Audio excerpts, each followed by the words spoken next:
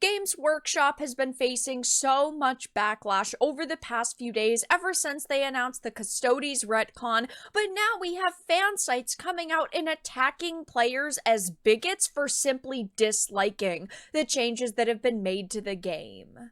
I have a few different things to show off, but before we get into the topic, if you enjoy the content I create, check out the links in the description, follow me on social media, and consider supporting through Patreon or through YouTube memberships. Now, of course, whenever we as fans criticize products, somebody, whether it's from the company or content creators who defend the company, and in this case, it happens to be a website, a fan site, they, of course, decide to call us ists and phobes for criticizing products and not simply shutting up and consuming them, and that is what is happening here. This is a That Park Place article.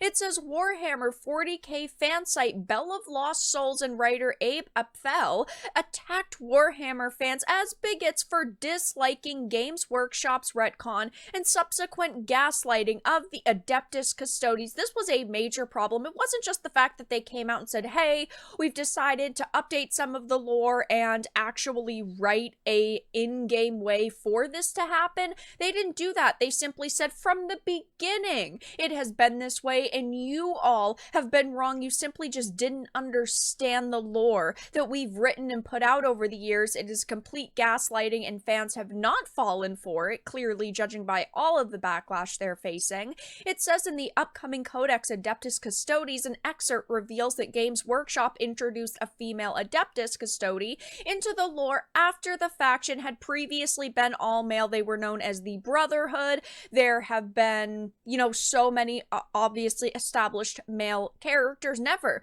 a female though until right now. And of course, a lot of people speculated, was this done because of an outside source? And it seems so, because between BlackRock and Vanguard, they have 17% of the shares of the company between the two of them. So it definitely seems like there was some kind of outside interference at this point.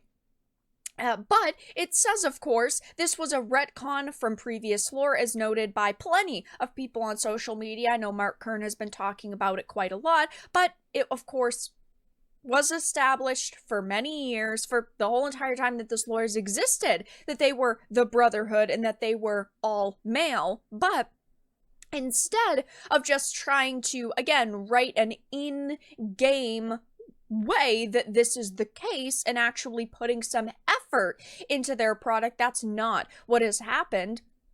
And now we actually have this fan site coming out, and not only this fan site, but funny enough, a individual who has previously worked at Games Workshop coming out and defending this decision. So backing it up for a minute, it says Apfel wrote an article at Bell of Lost Souls titled Warhammer 40k Only Bigots Hate the Female Adeptus Custodes. Within the article, he writes, oh no, women are coming to ruin 40k. The bigots need to get over themselves about the Custodes, which of course is absurd. There have always been females in Warhammer. Look at the Sisters of Battle, for instance. Nobody has complained about them because it was established that they were females, and that was perfectly fine. And it is great to have female, whether it is factions in a game or simply notable female characters, like that is not a problem. And of course, they're taking this out of context and saying, well, everybody's mad about females.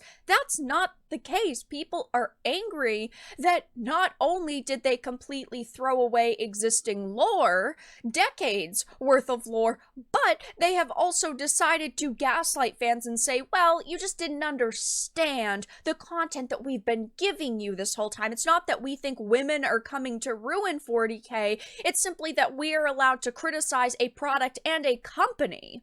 He then goes on to pen, as seems to happen every time Games Workshop takes a step to be more inclusive, to get more people into the hobby, some bigots on the internet are mad. As a woman myself who has played many tabletop games in my life, this isn't a move that would make me more inclined to support your game or more inclined to check out your game if I haven't already played it. Because as a woman, I can play games that are predominantly females or predominantly males. That's not what I look for. I look for a good company who cares about their fans, who's putting out a lot of new content all the time, who's trying to, world build in ways that do not go against content they've previously made. And of course, I don't look at a female character and instantly go, oh, I can relate to her because she's a woman. That is narcissistic, and that is a fad that we are seeing happening right now, which I totally and completely disagree with.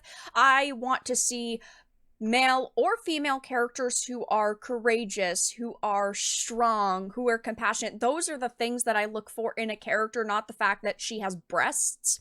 But of course, the people who want to make products more inclusive don't understand that because it's just surface level inclusivity. They don't actually want to listen to the people that they're trying to be more inclusive for. I don't see a lot of women praising this decision right now, and I'm certainly a woman who's not praising it.